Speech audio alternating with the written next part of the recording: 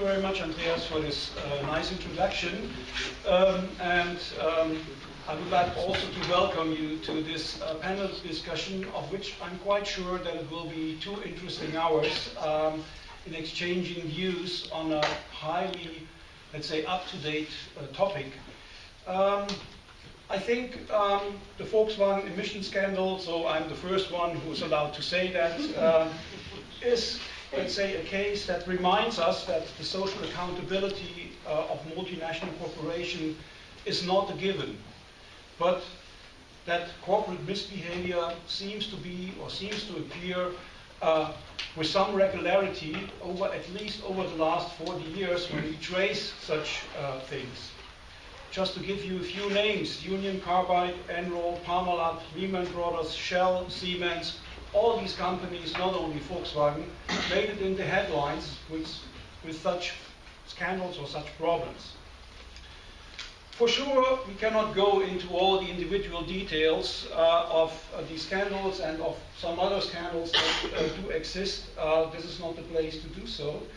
But what we would like to do here today is we would like to deepen our understanding of why such misbehavior appears and to what extent it appears. We will also discuss whether it is possible to strike a balance between economic efficiency, what we need in companies, and socially accountable behavior.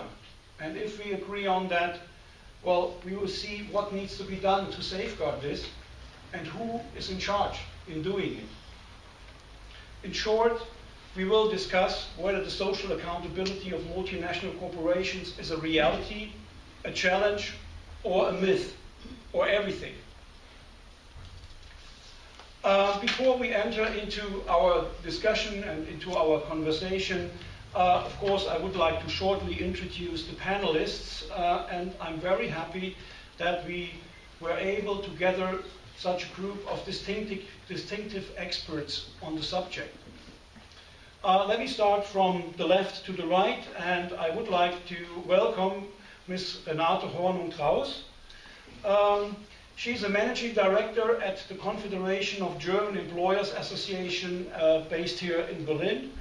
And she heads the department at the German Confederation of Employers that is called European Union and International Social Policy. And among other topics, she's responsible for corporate social responsibility and for the European Social Dialogue. Beyond her function in the German Employers Association, she represents her confederation at various European and international bodies. Among other positions, she has several. I just mentioned that she currently serves as a titular member of the employers at the governing body of the ILO, the International Labour Organization, that is the, let's say, executive organ of the ILO. Next, I would have liked to present to you Professor Stuart Clegg. Unfortunately, he fell sick, so he could not be with us. So I directly switch over to Professor Mike Geppert. Mike, following a long career in the UK, now holds a chair for international and strategic management at the Friedrich Schiller University in Jena, in Germany, for foreign students. So Mike's research is on multinational corporations, and he looks at these companies from an institutionalist perspective. And much of Mike's research is also comparative. So he compares companies from different countries in different environments. And in his last larger empirical research project, he was studying labor relations in European grocery retail companies. And I think he will surely contribute from some of the empirical insights he has gained there. I just mentioned a name, Lidl, a company in Germany that was not, running into some scandal with unwarranted surveillance and other issues that they were at least accused to. To my right, it's a pleasure for me to introduce Professor Rebecca Piekkari. Professor Piekkari holds a professorship in international business at Aalto University Business School in Finland, Helsinki. And she also currently serves as a Vice Dean for Research and International Collaboration there. Well, she's known in the IB and in the international business and management community as somebody who's always calling and strongly advocating for the use of qualitative research methods. So Rebecca has studied in her own research multinational corporations from the inside with a lot of interviewing and so on. So her basic topic, at least in the last years, she has basically dealt with the multinational corporation as a multilingual corporation, the fact that companies do not only extend over different countries, regions, religions, and cultures, but that people in these multinational corporations speak different languages, which can be a problem, or which is a problem, and at least a particular challenge. And we will see today that this nicely links up to the topic that we have. Last but not least, I'm also very happy to introduce Dr. Aline Hoffmann. Aline worked for about 10 years, I think, at the German trade union IG Metall, mostly in the business of educating European Works Council members. And she currently works at the European Trade Union Institute, a think tank of European trade unions. And there she heads the unit Europeanization of Industrial Relations. Aline had also served on the supervisory board of a large German company for, I think, 5 years, or many years at least. A German automotive supplier, well-known company, Bosch. So she might also contribute from this perspective. And she currently is coordinating the European Workers' Participation Center. That is a center that aims, or is mainly dedicated to train employee board members in multinational corporations and also members of European Works Councils. So, please give all a warm welcome to our very distinguished panelists.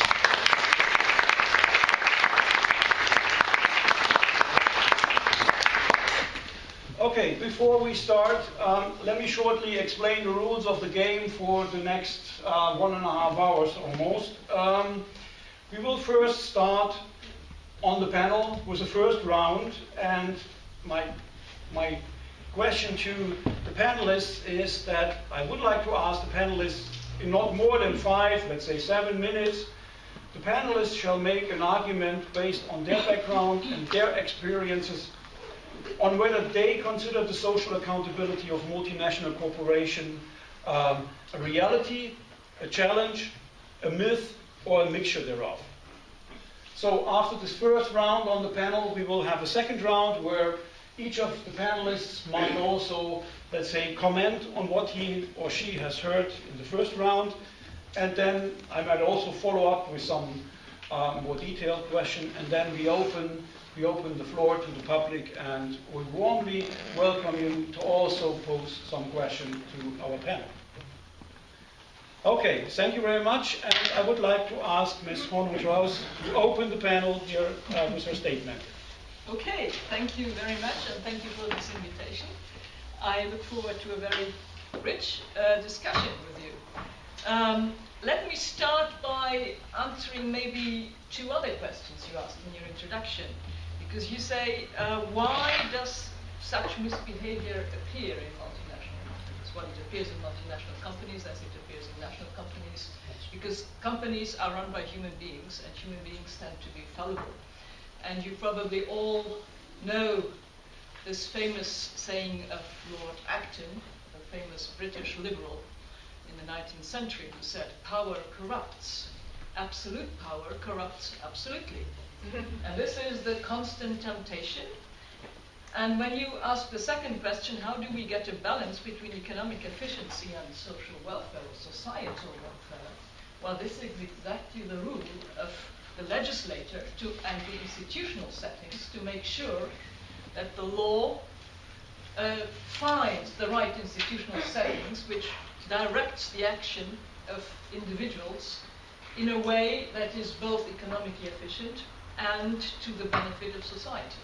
Now, we have had big discussions in the history of economics with liberalism, with Adam Smith, market economy, challenged by socialist ideas. We are now back to the market economy, plus to a setting in which we have a global economic activity, much more so and much more visible and much more direct. Well, maybe not much more than before the First World War, because the economy was very global before the First World War as well, but with much more awareness of what happens in other countries.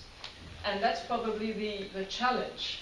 But let me say, social accountability, first of all, it is a reality in the sense that companies, whether they are big or small, try, as a general rule, and they should try, and they should be forced by the legislator and by the state to, first of all, be compliant with legislation. And I think this is the first point to make. The first duty of any company, just as the first duty of any citizen, is to obey the law. And when we speak about multinational companies, of course, they have to obey the laws in the countries in which they are active. And this is a very important point to make in the whole CSR discussion, because the way some discussions are going is actually challenging this principle of international law. Now, we know, of course, that this national law is rather different the more we get global. And we have certain legal systems which do not correspond to our notion or our understanding of, for instance, basic values of equal opportunities, of respect of human rights, of decent working conditions, and so on. And so for the companies, the question is, what does this mean for their behavior? And what I can say, and I'm sure you will also mention this with the retail sector, that it is against this background that companies which were put, of course, under pressure by criticism from consumer organizations, NGOs, that they were outsourcing production since this had become economically possible, technically possible, but also legally possible due to reduction of trade barriers, to the improvement of transport methods and so on. So it has become economically efficient to outsource production from Europe to other parts of the world. And of course, this implies that production is now taking place in other economic settings, in other social settings, and this is raising concerns. Now, the point I would like to make from the business or from the company's perspective is that, of course, when companies try to be a good corporate citizen, and they first of all have to respect the local legislation, and they can then try to be better. And then the question is, what does it mean to be better? To give better working conditions, to try and, for instance, be more respectful of the law than some other companies are, or to be respectful of the law, despite the fact that, for instance, law enforcement is less well developed than in many European countries, even though in Europe we do have problems with that. But that's, for me, that's the essence of corporate social responsibility or accountability. Now, let me also say that this refers to the operations of a company, which a company can control. But we do have a discussion nowadays, and I guess we will get to that, about companies not only controlling their own operations, but also their suppliers, their supply chain, or even their entire value chain, not only the suppliers, but also the customers. And this second issue is, of course, quite difficult. It's much more difficult than it sounds when you just discuss it like that, because it depends on your market power. If you are a big multinational, which is a monopolist in its field, and where the supplier has only one customer to, then of course there's a very huge market power, and standards can be enforced via this market power. But when you are a small company, and your supplier is much bigger than you, there's no way you can enforce anything on the supply. There's a second problem, which is an issue of that the supplier is an independent company. It's legally an independent entity. So it's not so easy to know whether this supplier is behaving socially in a correct way. Can you ask him for his tax sheet? Legally, it would be impossible. So there are legal obstacles to the control. So what companies do, and those who are at the forefront of this movement, is that they integrate and they include in their commercial contracts, they integrate certain conditions about how they expect their supplier to behave. Now, all this is very nice, but we also have to bear in mind that when we speak about multinational corporations, we don't only speak about these huge Enrons, VW's, and so on.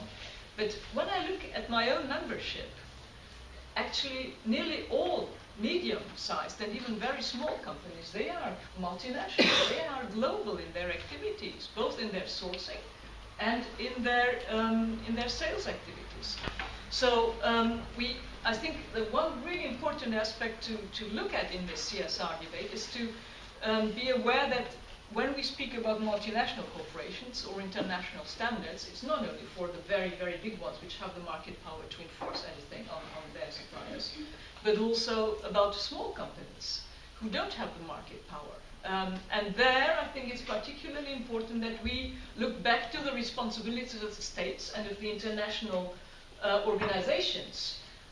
Also, when we look at the possible guidelines or orientation frameworks for companies when they want to behave in a socially responsible way, we have texts from the OECD, from the ILO, and now most recently about the human rights issue from the United Nations, the Human Rights Council of the United Nations, which have been developed, which set guidelines for companies which they can use as an orientation in how they want to behave, what kind of standards they want to look at for their CSR practices in their global activities.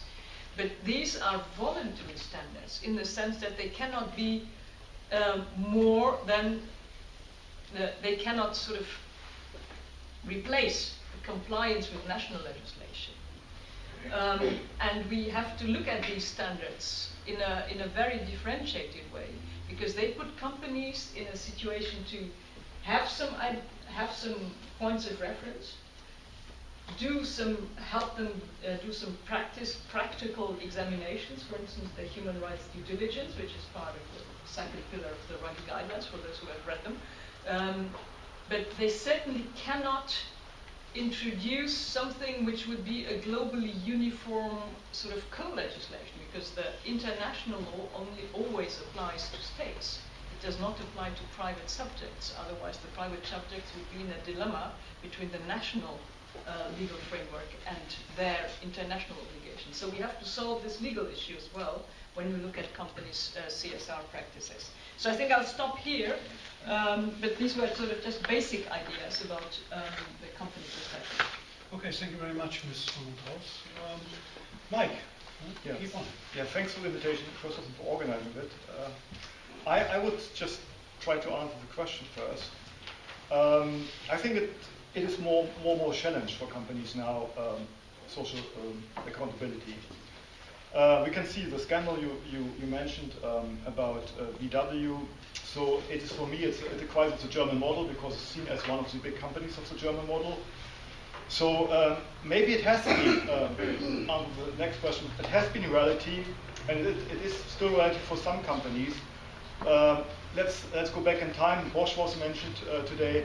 So Robert Bosch was called Roter Bosch, Red Bosch, because he actually introduced in his company, in Bosch, socialist, social democratic principles like working hours, shorter working hours, profit sharing issues, social housing, all issues we don't talk about so much anymore at a governmental level, societal level, a company level, very rare. So what went wrong?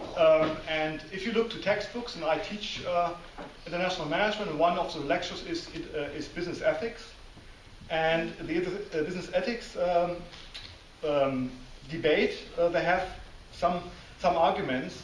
Business ethics is actually a tool of companies, coming to your argument, to help them to voluntarily adapt to principles written down by the UN and stuff like that. So they want to encourage them, business ethics principles, moral principles, why they should behave in a certain way. So, and when you read those textbooks or my lecture slides, the roots for unethical behavior, what they say, one is personal ethics. So they appeal to personal ethics. So it's about the integrity of the leaders. It's about psychological issues to behave bad or wrong in a way. So that's one argument, right, for the roots of unethical behavior. The other argument, which is following on personality of the managers who actually act as international managers in certain ways, they misbehave or behave, is leadership. So that is the actions, actually, what they say, actions speak louder than words. So what we talk about the failure of leadership, and Christoph mentioned that in his speech, like Enron, Kenneth Lay, was seen as responsible, a bad leader. Winterkorn now was seen as a good leader, actually won against speech now, seen as a bad leader because he's kind of not behaving as we expected. Another issue, another route for unethical behavior is decision-making processes. So the failure to ask the right questions.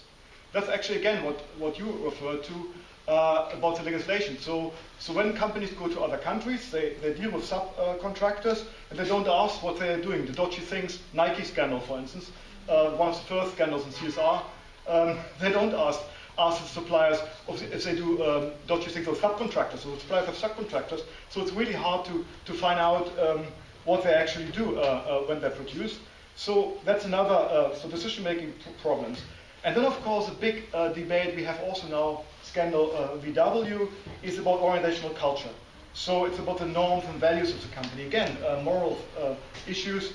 So take another scandal, BP, British Petroleum. So they promised, and still promise, if you go to the website, that they behave ethically. So they do that. But what they did in the Gulf of Mexico was the opposite. They polluted the Gulf of Mexico. It's still polluted. We just saw pictures in the newspapers. Still in a mess. But still they pretend they are ethical. They have to, actually, for the shareholders, I guess. Anyway, so there's a gap between what they say. That's my point.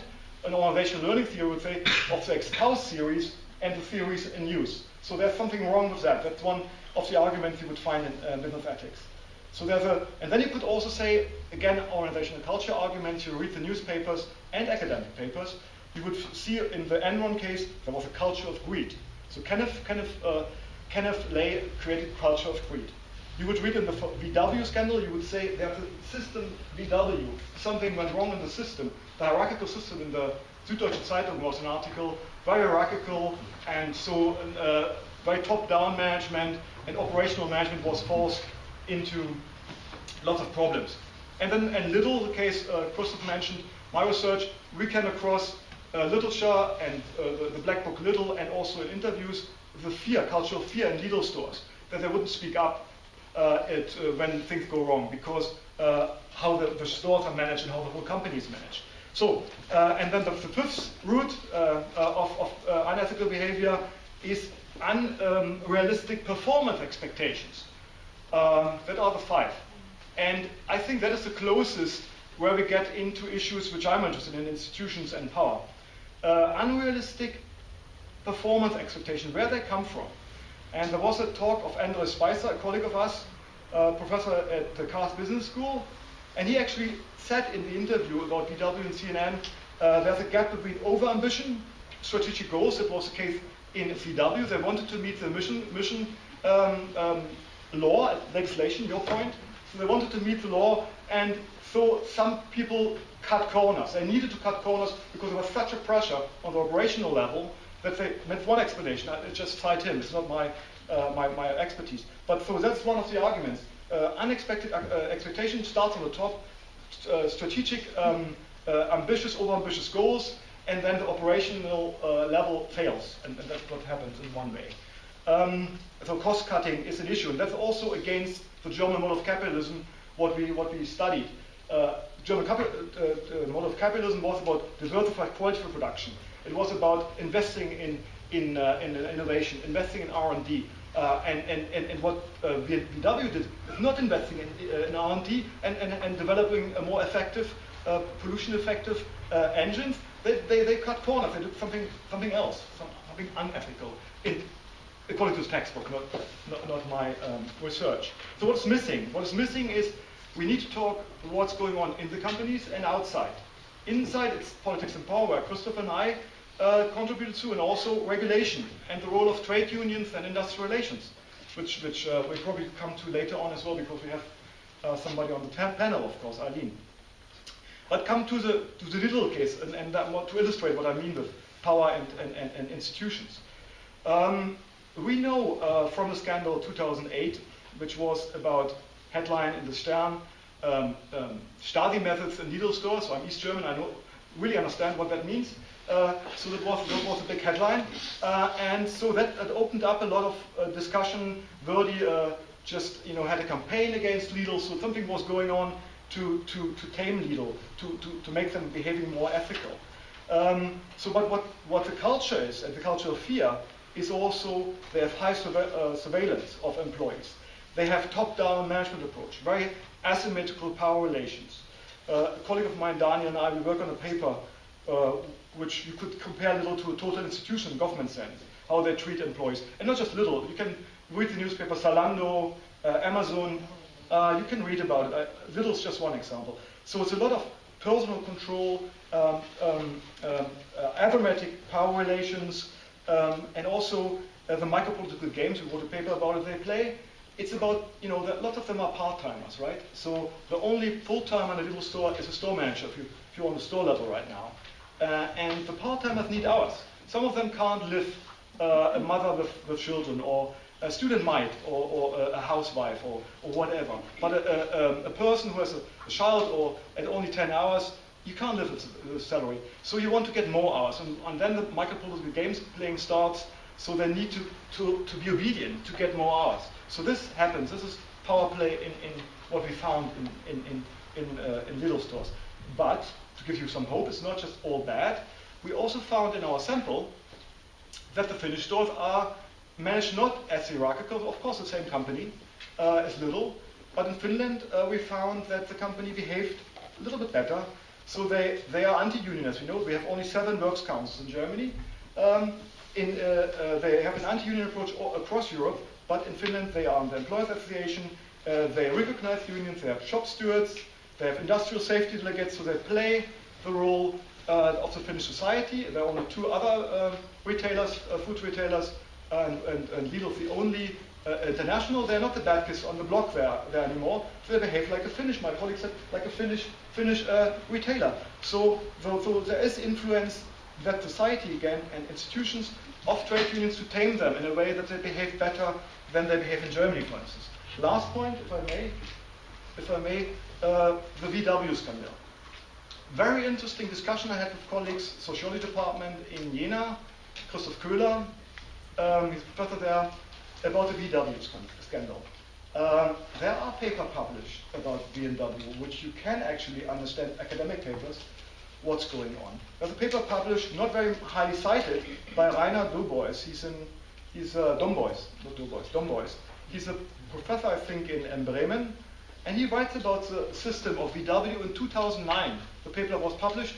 The scandal was that the leader of the works councils actually was bribed by the working director, by Hartz, and also paid for visiting prostitutes. So that was a scandal in 2005. So industrial sociologists wrote in 2009. It was not picked up by us. I can include myself. The paper is written in German, maybe that's why.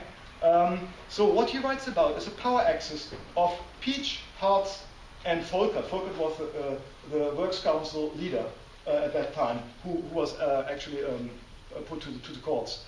So what he describes is the power axis of the management and the works council. And if you read, when I studied industrial sociology, there's lots of written about the German model co-management, right? This is a form of co-management which failed. Which failed. So the axis of power worked, and so basically you can say the power structure of VW is represented in the works council, because what the paper talks about is that also that the Works Council is not really participating in decision making, it's only Volkert and a few leaders in the Works Council, and the rest are not participating, are not engaging what you expect in the German model of capitalism, that the workers are actually involved. They are not involved, or haven't been involved. What the paper writes about, I'll stop here. Okay. Thank you, Mike, for this very engaged statement.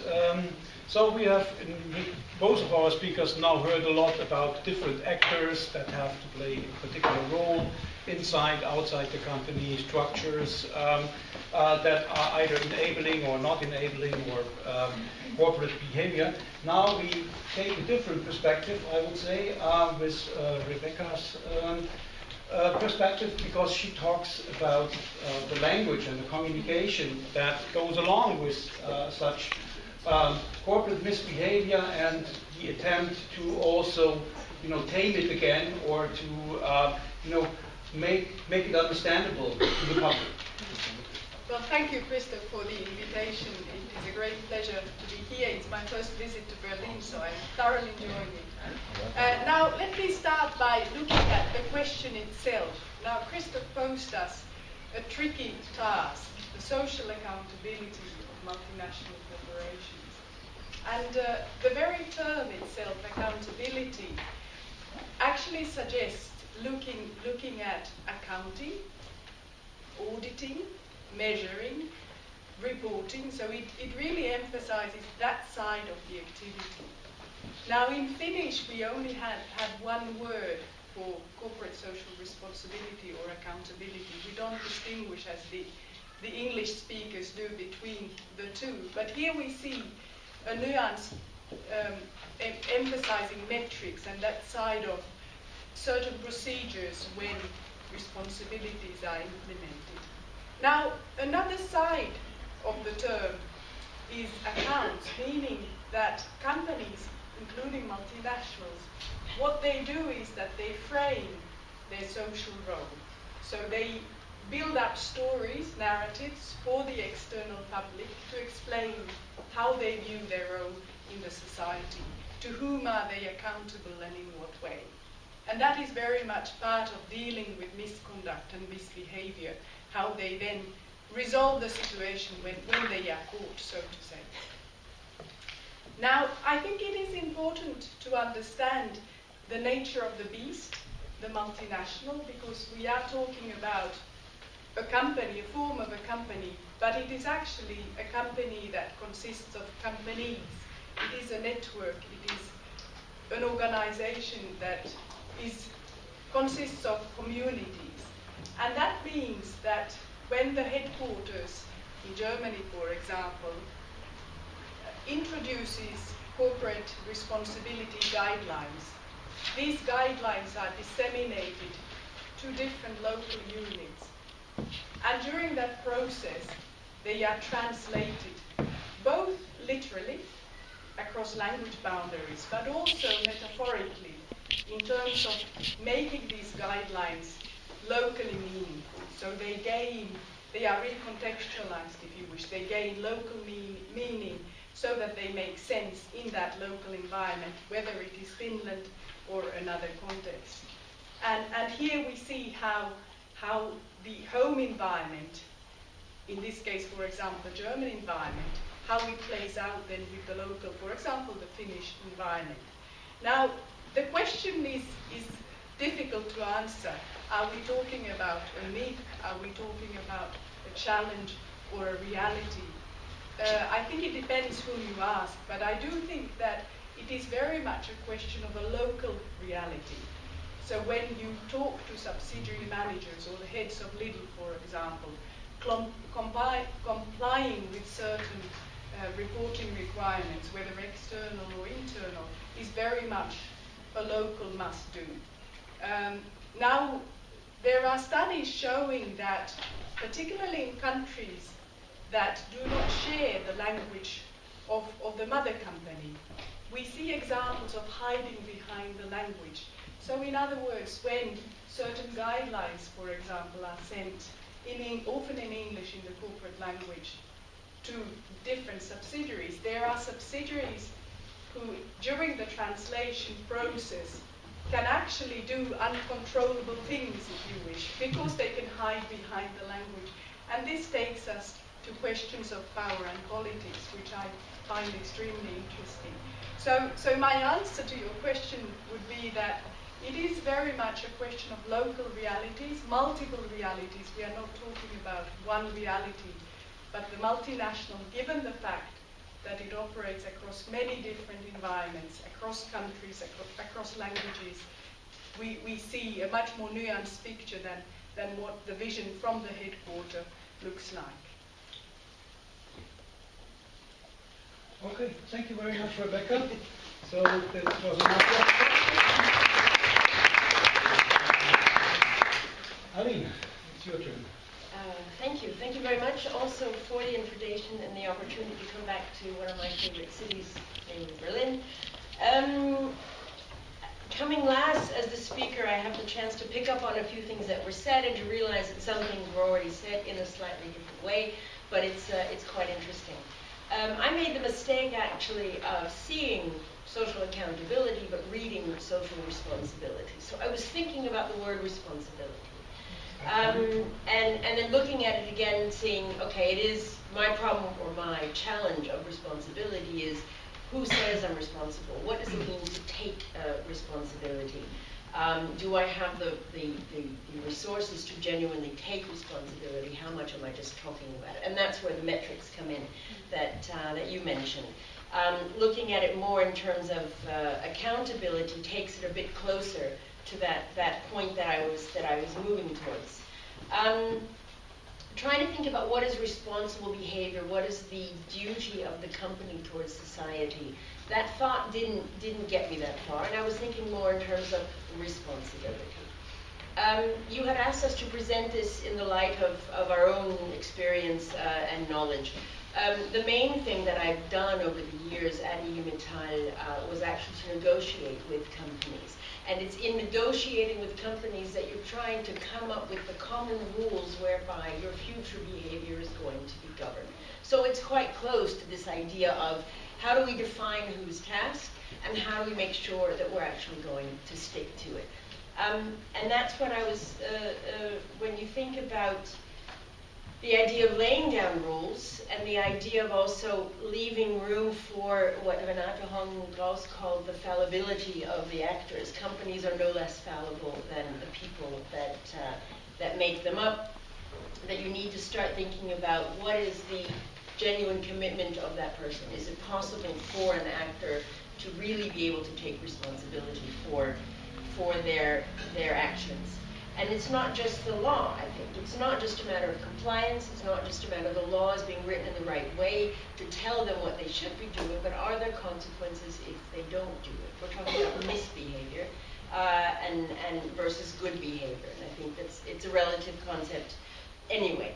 And because of the difficulty of genuinely being able to measure responsibility or to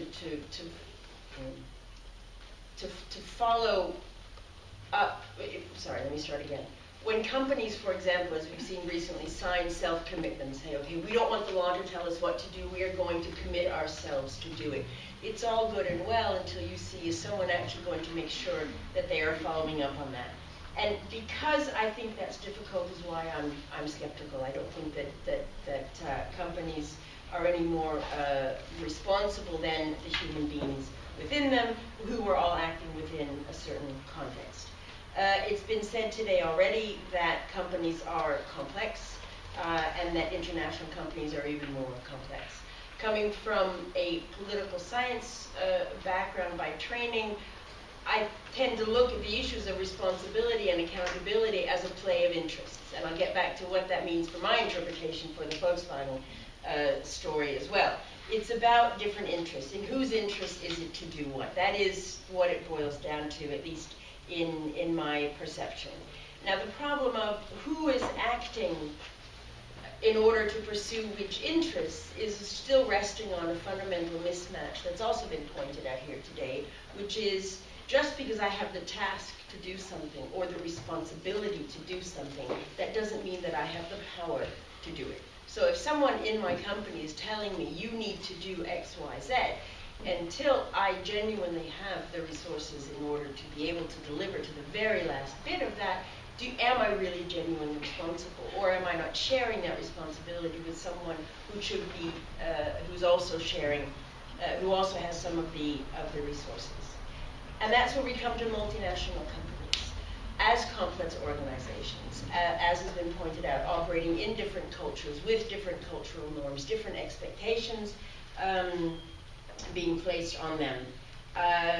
We see the problem of subcontracting and subcontracting and subcontracting. I don't genuinely believe that companies only subcontract in order to evade responsibility. That's not why they're doing it, but it just happens to be an unfortunate side effect when they do that.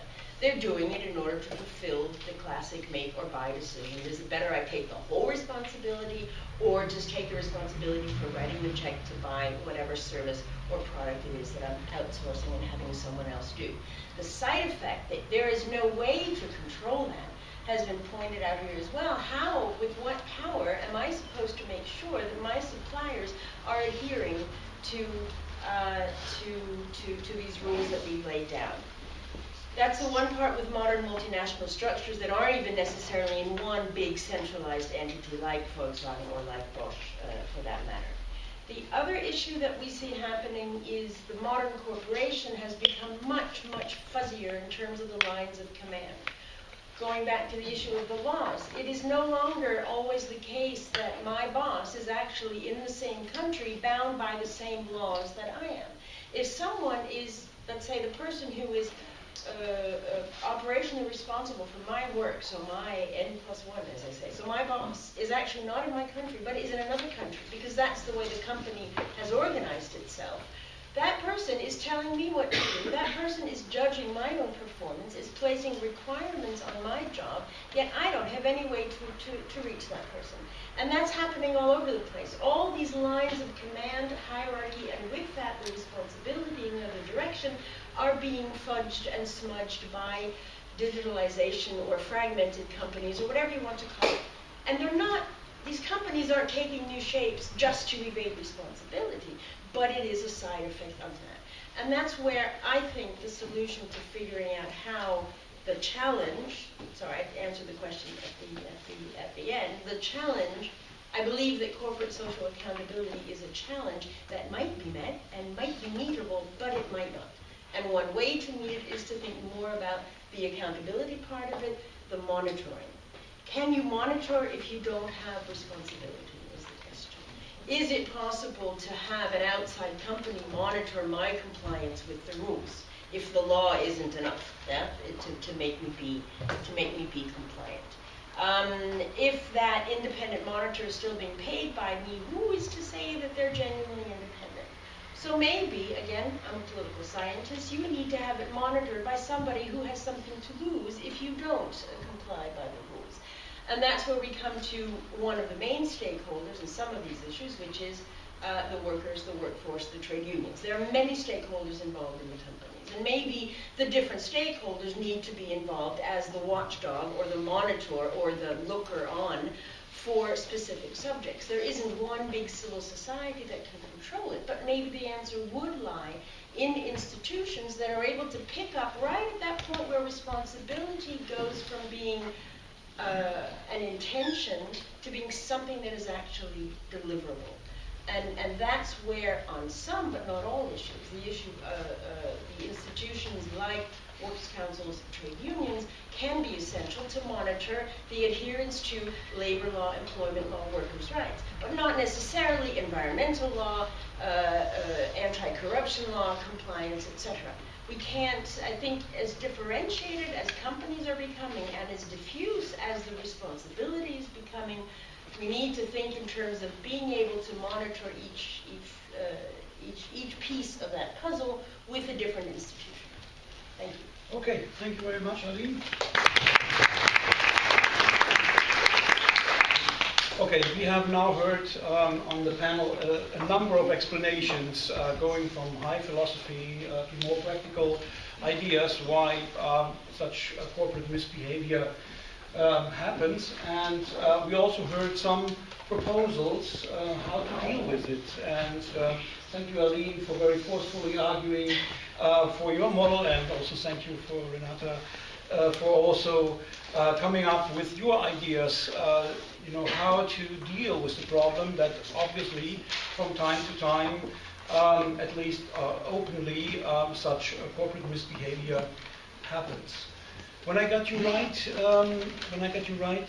in your statement, you indicated that, of course, there's first the basic responsibility of the companies is to obey both the laws of their home countries and the laws of their host countries in which they are active, which is not always easy to do because they might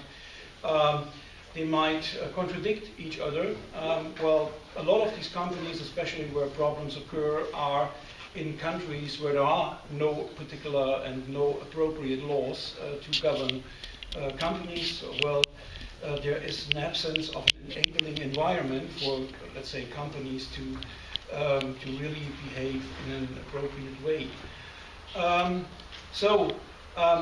You indicated that there is something like self-regulations, more behavior of individuals, but there are also some international guidelines where companies could adhere or orientate towards. We have recently seen, and that's now I'm coming more to the particular question I would like to ask you. Most of the guidelines you have mentioned, like the OECD guidelines, they are not legally binding, but recently they are monitored by the state, but not legally binding for companies. But recently, in the follow-up of the Rana Plaza factory collapse, we have seen a more binding agreement, the Accord on Fire and Building Safety in Bangladesh, where the ILO is one of the monitoring organizations, and where there are very clear agreements both with the customers in the north, the companies that source in the garment industry in that country, what they have to do with some problems occur. So, do we need more of such agreements? Well, let me first come back to one statement you made, which I think, with all due respect, it's very Eurocentric. Mm-hmm. When you say there is not sufficient law or the legislation is not good enough in other countries. I don't agree with that. In fact, when you go, for instance, to India, the Indian labor legislation is extremely developed because it's the former British colonial legislation. So the problem we have in India is that it's actually so difficult and restrictive that it doesn't match with reality. And that's why we have 95% of the workforce who do not have a formal employment contract, but they are informal workers because the written law does not match with reality. And that's a big, big problem because law in this country is heavily over-regulated, but it's completely under-governed. So we have a problem of governance, of implementation, enforcement, of appropriateness of the legal system with the socio-economic reality, which is an issue in many countries. And of course, that's where the company's responsibility comes in to say, okay, what do I do? Do I do like 99% of the others, that I try to avoid an over-regulation, or how do I find my way around? But it's not a black and white situation. Let me just be very clear about that. It's not a black and white situation. Also, we speak about very different issues, and I think we should really make a slight distinction, because when we have Volkswagen, it's clearly criminal behavior. It was the 2005 crisis, just as this crisis now. It's absolutely clearly a criminal behavior. And that's not an issue of CSR, in my view.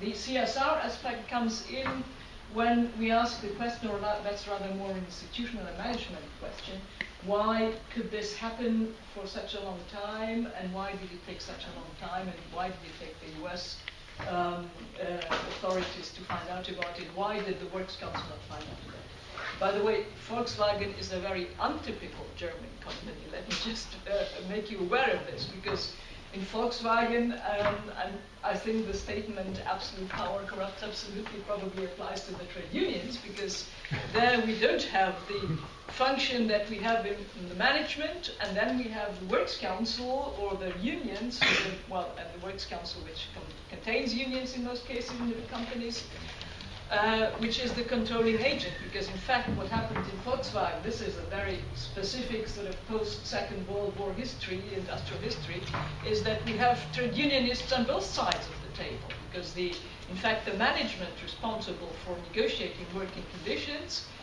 they are also coming from the trade unions. So you have trade unions negotiating with each other. And when that's a certain connivance which is created there, which sometimes probably leads to a failure of the control mechanism. But what I think the point you said is very important. It's about the management culture. And what I see, and I'm a member of the Integrity Advisory Board of one of the major companies in Jena, it's Daimler, and Christine Ullmann-Denham spoke to Daimler to sort out the integrity problems there. Now she's moved to Volkswagen to sort out the problems there. But one of the main problems we have is that there is precisely this contradictory expectation. On the one hand, as an employee, you have an objective, a commercial objective which you have to attain, and that can be unrealistic, and in many cases it is unrealistic. And this is an import we have from US management culture. Just think of Jack Welch, who is well known by Neutron Jack, because he had the boss of General Electric, who had this principle that every year he was firing the 10% least productive employees. Now, if you are in such a situation in a company, even if you do well, if you happen to be among the lowest 10%, you're going to be fired. Even if you work okay, if the result of everybody is perfect, you're still going to fire 10%. Now, for me, this is something, a management culture, which leads people to, of course, try to do whatever they can to keep their job. And then they will try, unfortunately, and in a way, the institutional setting pushes them to then say, okay, where can I cheat a little bit so I keep my job? And that's not right. But then the issue is, of course, also this expectation. The other problem, and this is what we came across with Daimler, and I know this is also the case with Volkswagen, is that there are internal guidelines and rules about proper behavior for every employee. When you sign your employment contract with Volkswagen or with Daimler or with Bosch or whoever, you have to sign that you read and apply and understand the rules of proper behavior. And now the people had to read and apply 1,000 pages of rules for behavior. And the same is true for any big corporation. So nobody, take a simple worker or take an engineer or whoever, even a very sophisticated worker, nobody can respect at the same time 100 pages of rules. 1,000 pages, 1,000. So that was a real problem, because the institutional setting in the corporation was such that managers tried to make sure, okay, it's not my responsibility if they do something bad, so they make them sign 100 pages of rules, and then responsibility is just sort of devolved, and then the poor guy in Volkswagen who wrote the program to cheat on the whatever emissions, he's now the guy who is responsible, but actually he is the last element in a whole chain of irresponsibility which is created institutionally. And we have to look at the management structure. You're absolutely right when you say this. So what did we try to do, or what would be necessary to do, is precisely to get away from these 1,000 pages of rules and to make people responsible again, and to say, okay, what does it mean to respect integrity? It means I have to develop a feeling myself, I have to take responsibility. Can I accept to be invited for coffee by someone? Can I accept to be a small gift, which is culturally normal in Asian cultures, in African cultures, wherever. It's normal when you go and visit someone, you bring a small gift. That doesn't mean you're being bribed if you receive a small gift, but it can mean you're bribed if this gift becomes maybe 10 million on your account. Okay, so it's for you to decide where is the limit, and this is also necessary sort of reduction of written rules which are the contradiction or the opposite of real responsibility or integrity, to bring back people in this huge structure to become responsible again and to have also a free space to decide what is responsible. And I think this management aspect is extremely important. And if you give me just one more minute, I would like to just say that but there are other issues when we talk about corporate responsibility, and now I take the sense of responsibility, not accountability, because that's a different issue. How can you measure? How can you do that, and so on? But there are issues which actually are not so easy to determine, which can be perceived as irresponsible. Let's take, for instance, well, you quoted Nike with the footballs stitched by kids in Pakistan, I think it was. Now, you can ask a question, what does this mean? And in the ILO, we're working on this because we have big programs on child labor. And you will notice that the most sort of recent labor standard about child labor doesn't say we have to forbid child labor altogether. That's the objective at the end. But in some countries, it's just impossible to get rid of child labor. So the intermediate objective would be to prohibit the worst forms of child labor. And when there is child labor, for companies to make sure that these children, who are in many cases the only wage earners for an entire family, because their parents don't work, or they don't have parents, or whatever, that they at the same time go to school, that there is a schooling program, so that they can then become educated and their kids won't have to do child labor in the future. But this is an evolutionary process. I mean, it's not a black and white process. Of course, it's clear that we cannot just simply preach and say we abandoned all these activities, or we forced the companies to abandon these activities. But I mean, when I come back to these Accord on Fire and Building Safety, I mean, this is like where we see that the business takes some responsibility, and there are some clear rules. So why don't we see more? I mean, this is only a little industry, or I mean, it's an important industry, but I mean, there are so many other industries that deserve the same level of regulation. But hang on a minute. This is an accord, which means it's an agreement between the companies in a very small sector, which happen to have the same suppliers in one country. You see, and then you have a chain, and they happen to be, in most cases, the textile, the garment companies, which are part of the accord. They know which are the suppliers, and they know they can develop long-time contracts with them, and they can develop them. But when you think of your suppliers as a company, like you take a retailer, they have something like 100,000 different suppliers. There's no way to control everybody. So, and there we have to find a balance. And I know that the big companies, they do control their major suppliers. But this also means, and we also need to discuss that, it means that the barriers for companies in developing countries to become part of a supply chain are increasing. And that's the big, the big criticism that developing countries are making to the European, to the industrialized world, in that they say, what you are doing is actually a huge protectionism, because you are making it more difficult for our companies to be able to sell to international clients, because you demand A, B, C, D, E, certification, blah, blah, blah. And our family farmers, for instance, they cannot buy certificates to be able to sell to Edeka or Lidl or whatever. But Lidl is asking for these certificates now. So what happens to the family farmers in Africa? They go bankrupt, and they are taken over by big multinational groups. So there's also, we have to discuss both sides of it and see, are there more developmental aspects which should be focused on to allow for a development of all companies, also small companies, to be able to join I something mean, like you have already indicated Yes. the difference between the big and the small companies. I've seen here some people that really want to interfere or get into the discussion. So if you don't mind on the panel, I would like to open it to also contributions from the audience. And there was, only some remarks on your suggestion that the corporations are unhappy with the under-governance in India, for example. Most of the examples where you can evaluate the strategies of corporation, there is a completely other chain of decisions and strategy.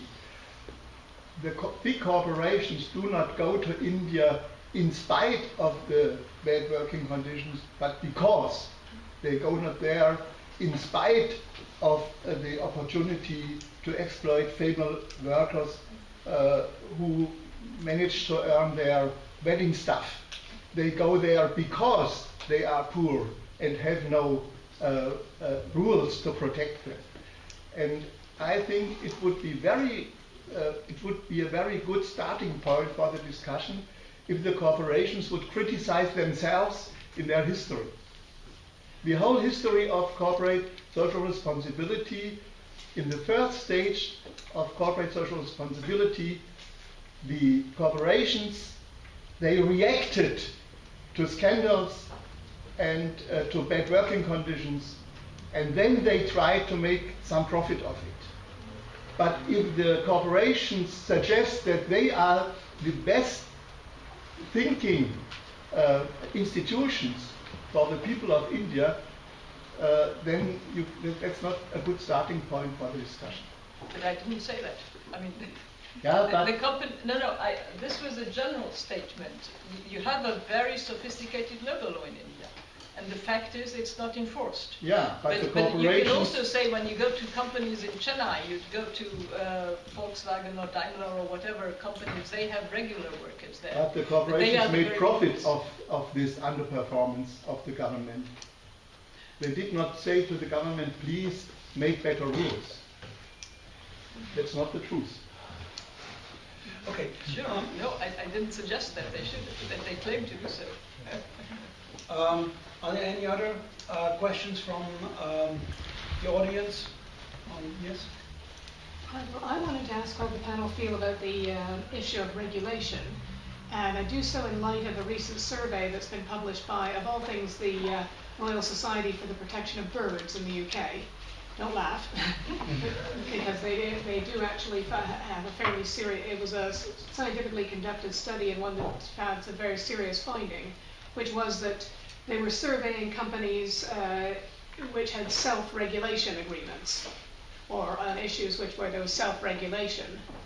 And in no case did self-regulation work. Yeah. In fact, in some cases, companies were actually asking the British government for regulations because they were saying, you know, we want to self-regulate, but we somehow can't seem to make this work.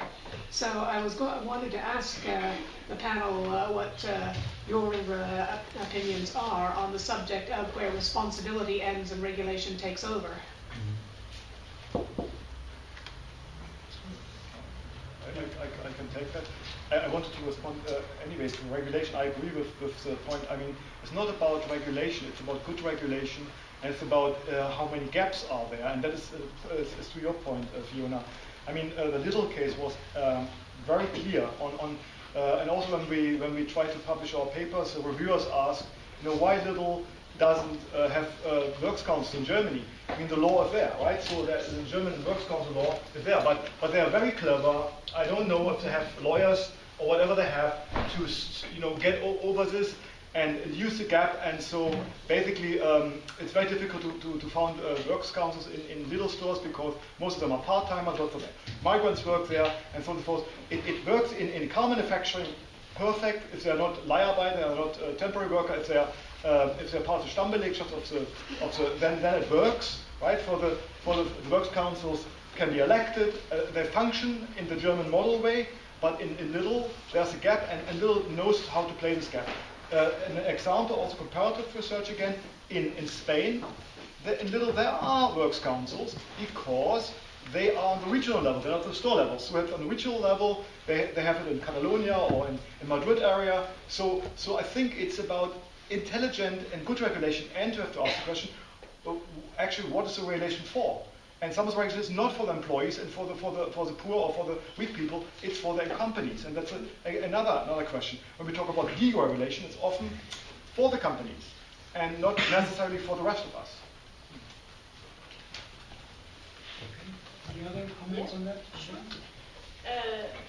One part of your question reminds me of a course when I was an undergraduate, where the exam question was a company it was the early days in the 90s, early 90s, late 80s, of emissions trading and emissions fine. And there it was, so this company decided to emit more nasty things into the air and pay the fine. Was this behavior ethical? And I wrote the fine wasn't high enough.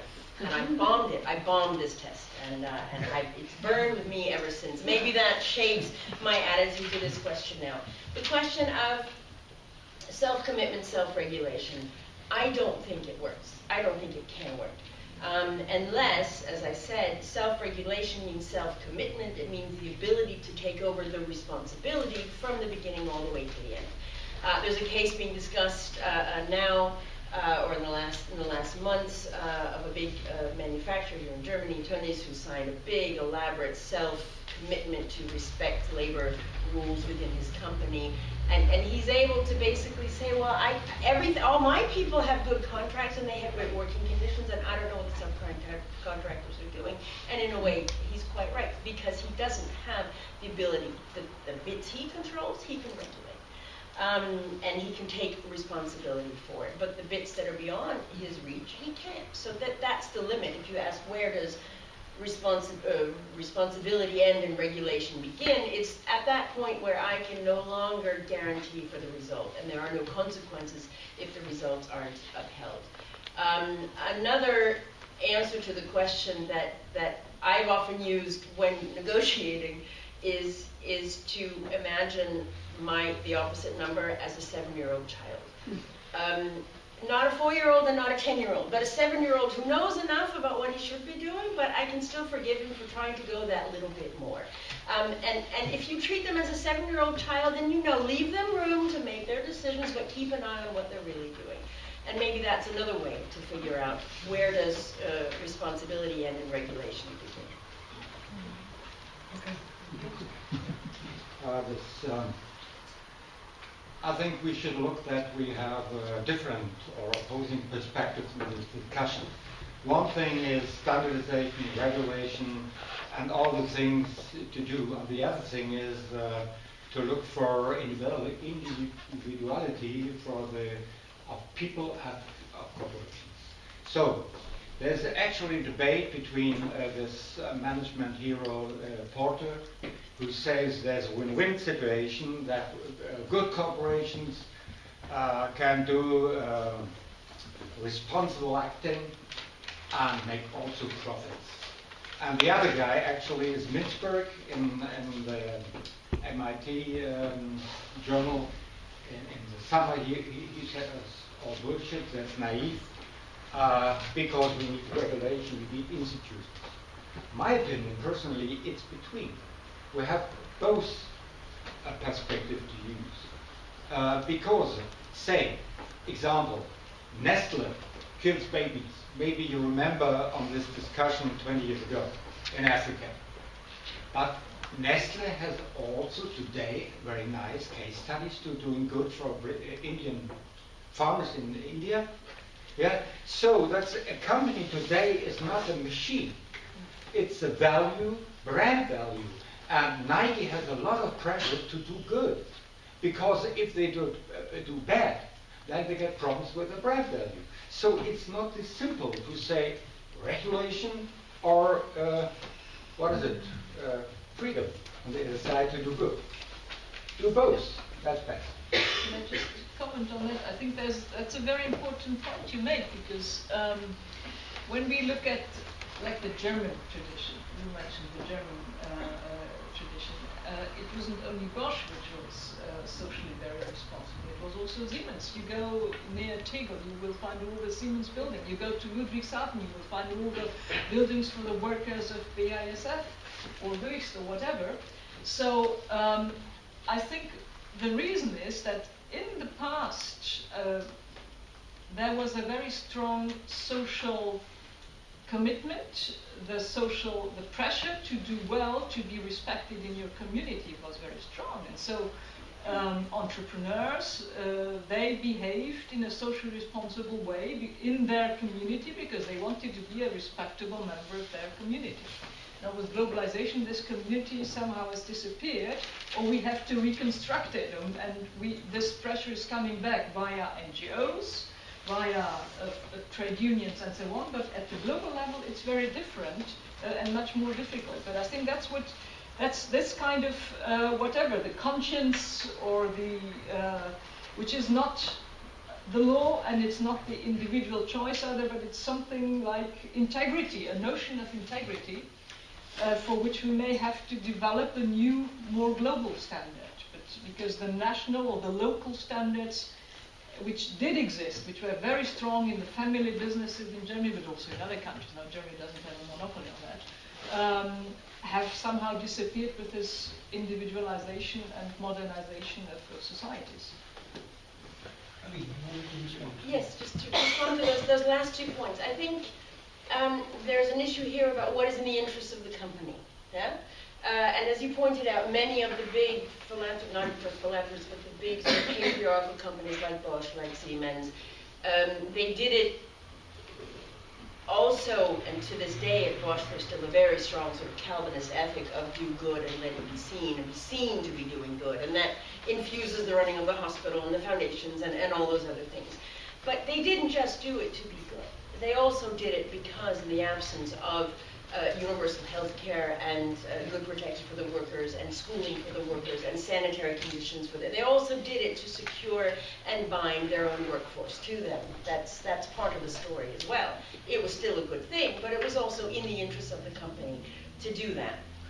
And picking up back on the Volkswagen story, what interested me, this is my own personal interpretation of it, but from the day the story broke, my question was, why would they do that? Why would they do that? They had the technology to meet the emissions. It wasn't that they couldn't meet it, the standards, it's that they didn't. Or they didn't want it to be done on a day-to-day basis. And it took me several days until I finally found some reporting that said, so why did they do it? They did it for the customer. They did it because if they were to apply the technology to reduce emissions to the amount required by the law, yes, they would have increased the fuel utilization of the vehicles. So you would not have had as cheap a fuel experience. And you would have had to deal more actively with this AdBlue stuff, this Harnsäure, the mysterious substance that they scored in, which apparently was not available at every gas station. You had to fill it in a hole somewhere in the back by the extra tire. It wasn't by the petrol. And what made it worse is that if this stuff was so strong that if you got one drop on the polish of the car, basically it was said. So it was said. So they wanted to spare the customer the inconvenience of having to replenish this fuel stuff, this AdBlue stuff, and they wanted to give the customer more mileage or more kilometers for their petrol. That's why they did it. That's why they shut off the emission standards. Now, how and why, and it's been said now, one guy way down at the bottom said, I don't care how you do it, make sure that this works, and so he did what he could. But again, it was shared along the line. But again, why did they engage in this criminal behavior? Because, this is my interpretation, it was in their own interests to keep their customers happy, than more in their interest than to be abiding by the law, and they thought they could do both. Okay. Some more questions? Otherwise, I would like to address a question to Mike again. I mean, for a very long time, well, when we saw scandals, mostly they came from the United States. So Lehman Brothers, Lehman Carbide, and some other names are from the Anglo-Saxon world. But more recently, if we look, we see a lot of scandals in Germany, starting with the German Drivers Association, ADAC, maybe you have already forgotten, or the German Soccer Federation. So there seem to be some problems over there, and also, of course, some companies. So, well, what do you say? I mean, from a comparative institutionalist perspective, or from a varieties of capitalist approach, why is this the case? Huh? So why do we see that now? Why haven't we seen it before? Or have we just been blind? It's a difficult question. I mean, one of part of my answer would be definitely because, you know, we live in a more global world. There's more pressure, and especially since the Reaganomics revolution in the 80s, neoliberal principles are introduced in the early 80s under Reagan and Thatcher, so that became very common to make money, to make more money. So it was, I think it was in the so-called coordinated market economies not so common. You know, it was not seen as, or you wouldn't show it off. Let's put it this way. They wouldn't show it off. I mean, even in Sweden they have now debates about salaries of ABB managers. So which was, you know, so it was more common, and probably Finland, I don't know, the Scandinavic ethics. So you would work for the society, and you wouldn't show off your wealth so much. So the egalitarian values. And I think that was definitely that's number 8. That's one explanation. So neoliberal values. It became chic to be rich, and you can show it off. And then the second point is that of course they have transparency, and that is the second, the part B, which was always there. I mean, especially with both probably parts of the German model, but it was not seen as criminal. You know, guangxi or gift giving is not seen as criminal in the Chinese culture. So there was old man clubs and things went on. And same as happens in Britain, by the way. There are lots of clubs which are, when I lived in Britain, where you only can get in when you know a member, and then you get in. And this kind of stuff also happens, or happened, and still happening in Germany. But I mean, and I would like to address a question to you. If we see that companies are under very strong pressure to perform, the targets are set higher and higher, given, let's say, financialization and the growing importance of the stock markets. So does CSR reports then are only symbolic action? Or, well, we started out by discussing, can we strike a balance between economic profitability and social responsibility or social accountability? Well, I mean, we see studies on the multinationals show that there's something called ceremonial adoption. So basically, when reporting procedures are imposed on foreign units, to some extent they follow the rule. At a superficial level, they tick the box, this has been done, this has been implemented locally. But of course then, to really get behavioral changes, to achieve changes in the mindset, values, that requires a strong corporate culture, something which goes deeper under the skin. Now, when Percy Barnaby was heading ABB, and that's a long time ago, 2 American professors from Harvard, Christopher Bartlett and Sumantha Ghoshal, were writing about the corporate glue and the strength of the corporate culture as a control mechanism. Now, here we are assuming that, for example, integrity as a value would go hand in hand with a strong corporate culture. But implementing a culture in an organization that is so spread, that is so sort of, not necessarily in size, but in geographical spread, is indeed a big challenge. And here I think that there's a lot of sort of mythical around using the corporate culture as a control mechanism. So they're adding to this issue of organization design and virtual leadership. Employees may have two superiors. They may engage with their superiors and have performance management discussions virtually. How do you then impose and how do you reinforce certain corporate values? And the new generation of employees tend to change jobs pretty often.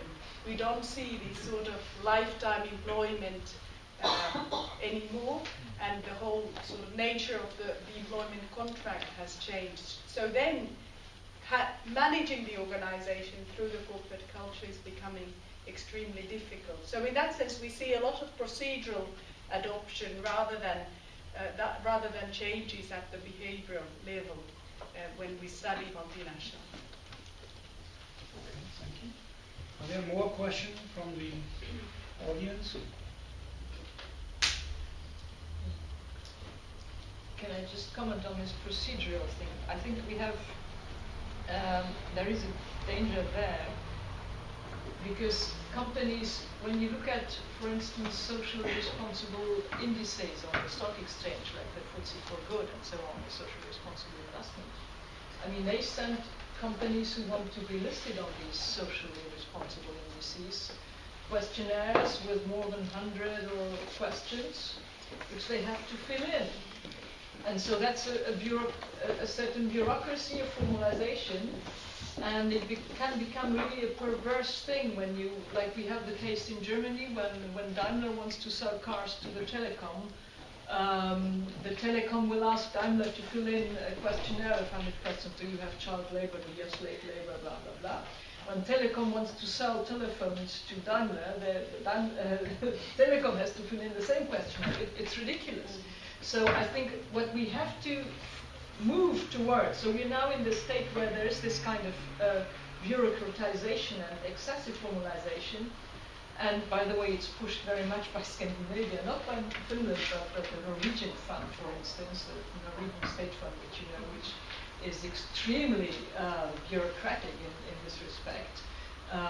It really creates perverse effects, but I think we now move to a stage where companies, I know of several companies which were listed on the FTSE for Good and which decided to delist because they thought it was just ridiculous to have 10 full-time employees in their headquarters to do nothing else than just to fill in questionnaires. So they just decided to get delisted from these social responsible indices.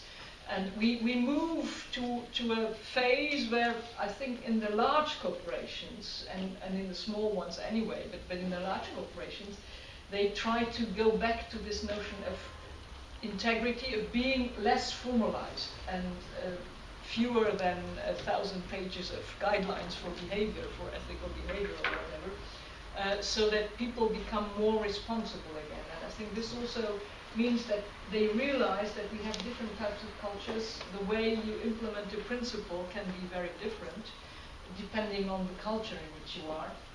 And you have to respect this difference, but there are certain notions of integrity which are universal, which have to be developed again. Now, if you draw an analogy to the history of strategic thought, and if you look at what Karl von Clausewitz said in his book on war, he says, well, everything in war is very simple, but it's the simplest thing that become very complex very quickly, and especially when you and your plan hit the enemy. So in our context here, in the context of our discussion, I'm thinking about it as such that, well, I think every human being should know that you shouldn't cheat on these emission standards. But what about if your peer, if your competitor, or again, you make the good point about children. If my best friend is doing this, why can't I? So what about herd effects and the role of competitors in all of this discussion? Maybe Professor Geppert, if you could take this up. I mean, this is there's theory about it. I mean, neo-institutionalism tells us about that. They copy each other, and exactly what you're saying. So it's an isomorphism, what they call that, copying each other, copying the best, or you can also copying the worst. That's your argument, copying the worst, and then that's a discussion that we have in industrial relations, race to the bottom, right? That's the whole thing. So it's other do bad, I can do bad, can do even worse in this way. but also the other spiral could go up. And I think what we now need is, I think what you talked about, is integrity again, and that's not so easy to find. And I think that was also your point, Rebecca. The organizational culture is not so easy to change. And I think that's also what was my point at the beginning about VW. I like VW as a product. They still produce high quality cars, but the culture, there's something wrong. And the fish stinks at the head, and think there's something they need to clean up their act. And just to change the leadership is not enough. So and we don't know how far it will go, but that was your point, I agree. And that's why we have ceremonial adaptation, that's why we have copying each other, but not really changing internal process. I don't know if I answered the question.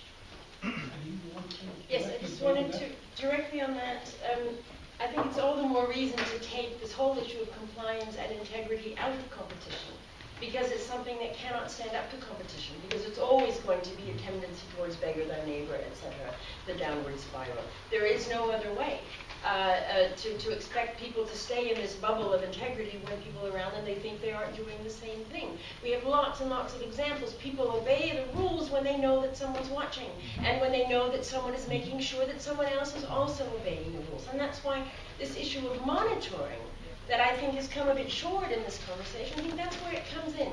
To say we need to take it out of the company level. I don't think it's fair to expect a company to be responsible entirely any more so than it is to expect a 7-year-old kid to be responsible entirely. I'm back to that analogy. It can't hold up to competition. It can't hold up to the fallibility of humans, to conflicting interests, as in the case of Toby, as I put it. We need to take it out of that environment into a regulatory environment. The law alone isn't enough, and that's where actual actors monitoring, watching at all levels to make sure that things are being done properly, that the second pair of eyes looking at things is so important. We haven't talked very much about active procedural monitoring as opposed to filling in a form and ticking boxes, and there I completely agree with you.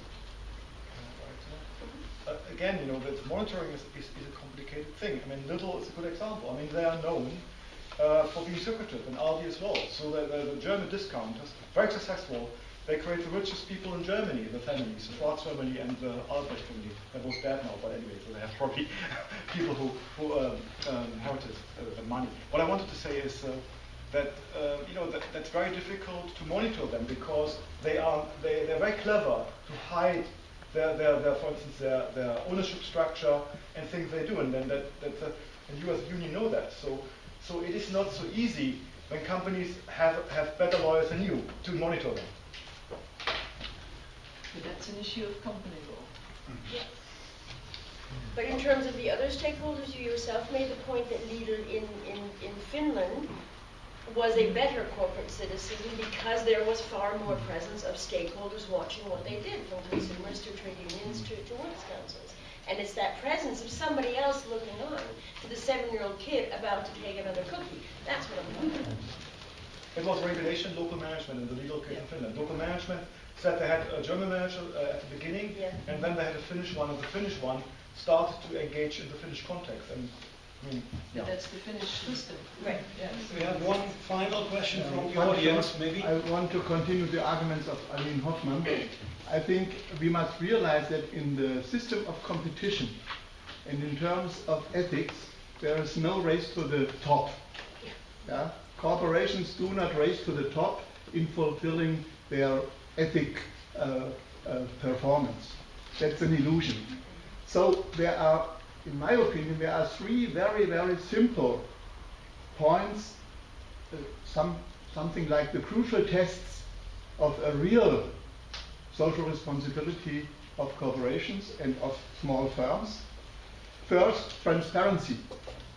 It's a very simple question: which parts of business, which parts of an enterprise are transparent, and where do they hide what things and why?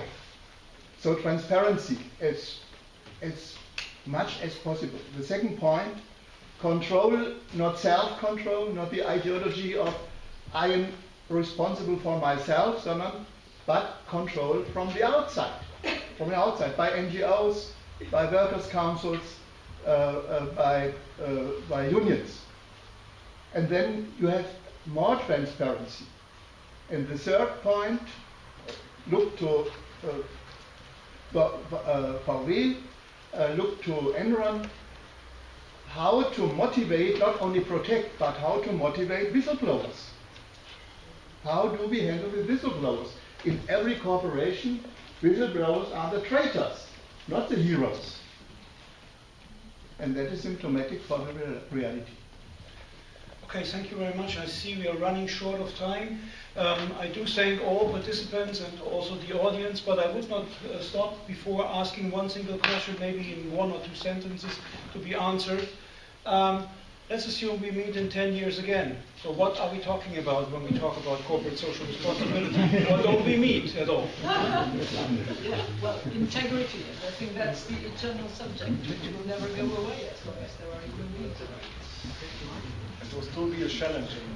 Okay, Rebecca? Oh dear, this has been such an exciting discussion.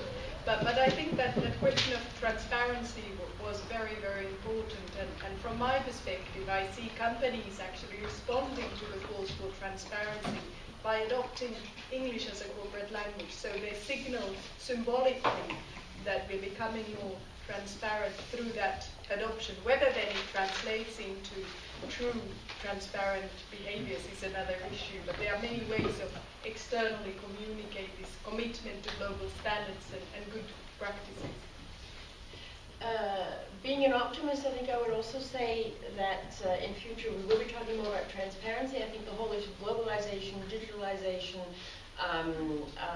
different approaches to information and whistleblowing in all realms would lead to the fact that more of these stories get uncovered. I don't have the answer to your question about why is all this coming out from under the rocks in Germany now, but I think it's a fundamentally good thing. And some of the, self-lacerations, how horrible, when other people say it's been an open secret all along, that might be turning into some sort of okay, let's just not do that again. So I do think in 10 years' time we might be a step further on the road to transparency, but also in the sense of let's just all do our bit and do the right thing.